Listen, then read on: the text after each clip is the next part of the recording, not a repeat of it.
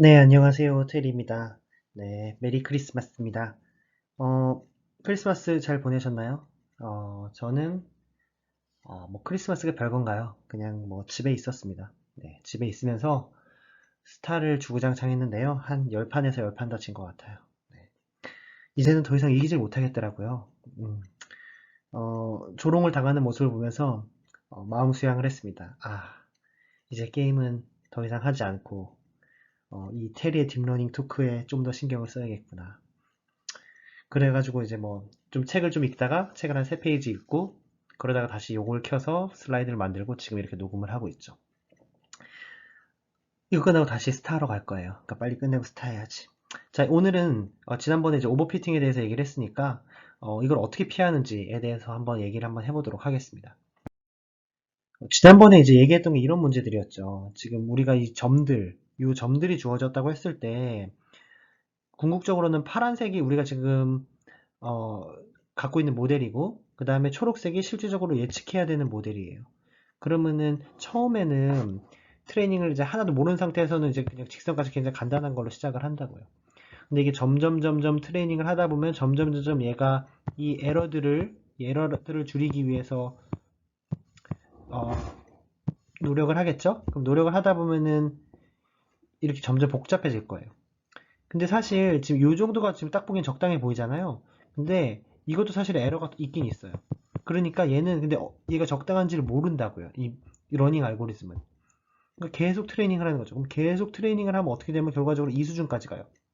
보시면은 모든 점들을 완벽하게 지나가고 있죠. 하지만 너무너무 지그재그인 거예요. 그럼 어떤 문제가 생길까요? 분명히 내가 주어진 트레이닝 데이터에 대해서는 굉장히 잘 표현을 하고 있지만 그 중간중간에 대한 물음에 대해서 과연 좋은 답을 줄 수 있느냐에 대해서는 의문이라는 거예요. 자, 이거를 이제 도식으로 표현해보면 어떻게 되냐면은, 어, 트레이닝 에러는 계속 줄어들어요. 왜냐면 지금 완벽하게 지나갈 수도 있잖아요. 그러니까 러닝을 하면 할수록 트레이닝 에러는 줄어들어요. 만약에 여러분들이 충분히 복잡한 모델을 표현할 수 있는 능력을 가진 알고리즘을 썼다면 트레이닝 에러는 거의 완벽하게까지 갈 수 있어요. 근데 문제는 뭐냐면은 과연 내가 만든 모델, 예를 들어서 내가 만든 이 모델이 지금 내가 갖고 있는 트레이닝 셋 말고 정말 실제 세계에서도 정말 예측을 잘할 수 있느냐에 대해서는 우리가 확인을 해봐야 된다는 거죠. 그걸 이제 테스트 에러라고 하는데요. 테스트 에러는 점점 모델이 복잡해지면 복잡해질수록 처음에는 줄어들어요. 왜냐면 지금 여기에서 일로 갈 때는 지금 줄어들잖아요. 근데 줄어드는데 여기에서 여기로 갈 때는 늘어나죠. 그래서 테스트 에러는 점점 줄어들다가 나중엔 늘어난다는 거죠. 우리가 원하는 건 어떤 포인트예요? 바로 이 포인트죠. 과연 어떻게 하면은 이 포인트를 잡아낼 수 있을까가 바로 키예요. 자, 그래서 어떻게 할 수 있냐면은 일단 전체 데이터가 10,000개가 있다고 치면은 그 10,000개를 가지고 다 이 모델을 학습하는데 쓰지 않아요. 이 알고리즘을 학습하는데 쓰지 않고 몇 개는 남겨두는 거죠. 먼저 절반만 딱 쓸 거예요. 절반만 이 파라미터들을 튜닝하고 모델을 값을 측정하고 막 이런 데서 절반만 쓸 거예요. 그럼 나머지 절반은 뭘 하냐면은 이 밸리데이션 셋이라는 건 뭐냐면은 트레이닝에는 이용되지 않는 셋이에요. 그러니까 학습은 얘로만 하고 마치 얘가 미지의 세계인 것처럼 다루는 거죠. 그래서 얘를 측정해요. 측정하면 어떻게 되겠어요? 바로 이런 빨간색 요 그래프가 나오겠죠. 점점 밸리데이션 에러가 줄어들 거예요. 왜냐면 트레이닝 에러가 줄어들면서 점점 밸리데이션이 줄어들다가 트레이닝 에러는 줄어들지만 트레이닝 에러는 계속 줄어들지만 밸리데이션 에러는 늘어나는 순간이 와요. 바로 이런 순간을 측정을 하는 거죠. 그게 밸리데이션 셋의 의미예요. 자, 그래서 내가 만약에 요 4분의 3을 가지고 완벽한 모델을 찾았다. 완벽한 모델이라는 건 뭐예요? 더 이상 트레이닝을 해봤자 오버피팅만 일어날 뿐이지 더 이상 이 제너럴라이제이션은 더 이상 힘들다라고 하는 그 순간에서 멈춰졌다 라고 하면은 이제 파이널 이밸루에이션 내 퍼포먼스는 뭘로 이용을 하냐면은 이 테스트 셋을 가지고 리포트를 하는 거죠. 그래서 이렇게 세 가지 기본적인 셋이 있다고 생각을 하셔야 돼요. 내 학습을 위한 트레이닝 셋. 그리고 이 학습을 하면서 이 generalization ability를 확인을 하기 위한, 그러니까 일반화가 잘 되고 있는지를 확인하기 위한 validation set. 그리고 내가 학습이 다 끝났을 때 전혀 상관없는 셋으로 한번 마지막에 딱 한번 테스트를 해보는 거죠. 아, 결과적으로 이렇게 나왔더라.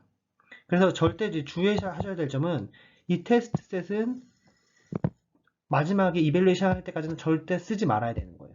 그러니까 전혀 모르는 데이터다. 마치 일반 세계에 직접 상품으로 적용했을 때 나온 데이터라고 생각하고 절대로 학습에 사용하지 마셔야 돼요. 자, 그래서 정리해보자면, 근데 이제 조건들이 붙어요. 어떤 조건들이 붙냐면은, 우리가 지금 테스트 셋을 뭐라고 생각했냐면은, 실제 우리가 제품의 성능이라고 생각을 했잖아요. 마찬가지로 이 테스트 셋이 미지의 데이터들을 잘 표현한다고 그런 가정이 있어야 돼요. 그래야지 우리가, 우리 제품은 테스트 셋에서 잘 적용이 되니까 여러분들 소비자들에게도 잘 적용이 될 겁니다. 라고 얘기를 할 수 있겠죠. 또 한 가지는 뭐냐면은, 밸리데이션 셋도 마찬가지로 테스트 셋을 잘 표현을 할 수 있어야 되는 거죠. 잘 표현을 한다는 얘기는 두 개가 같은 비슷한 디스트리뷰션을 가져야 된다는 얘기예요. 그러니까 만약에 우리가 지금 이 트레이닝 셋에서 트레이닝 에러 줄어들고 있고 밸리데이션은 지금 늘어나는 순간입니다. 멈춰야 됩니다. 라고 멈췄어요. 근데 얘가 만약 얘를 표현 못한다면은 테스트 셋은 이미 그 전에 올라가고 있었거나 아니 더 내려갈 수도 있을 수도 있겠죠. 그러니까 밸리데이션 셋 역시 이 테스트 셋을 잘 대표할 수 있어야 돼요. 근데 그런 게 좀 쉽지가 않겠죠. 그러니까 이런 경우는 밸리데이션 셋도 여러 가지로 만들어보고 테스트 셋도 여러 가지로 만들어보고 그런 과정을 통해서 나에게 가장 적합한 모델이 무엇이냐라는 것을 찾아야 된다는 거죠. 네. 그러니까 여러 번의 학습을 통해서 오버핏이라는 건 뭐예요? 내가 주어진 환경에서만 잘 되는 게 아니고 미지의 환경에서도 잘 된다라는 걸 테스트하기 위해서 우리가 모르는 데이터셋에 대해서도 굉장히 잘 된다는 걸 여러 번 보여주는 거죠. 이것이 바로 데이터가 많이 주어져 있을 때 오버피팅을 피하는 방법입니다. 다시 한번 여러분들에게 메리 크리스마스고요. 심심한 위로를 드립니다. 이런 걸 듣고 계셔가지고 네, 남은 연말연시 잘 보내시기 바랍니다. 감사합니다.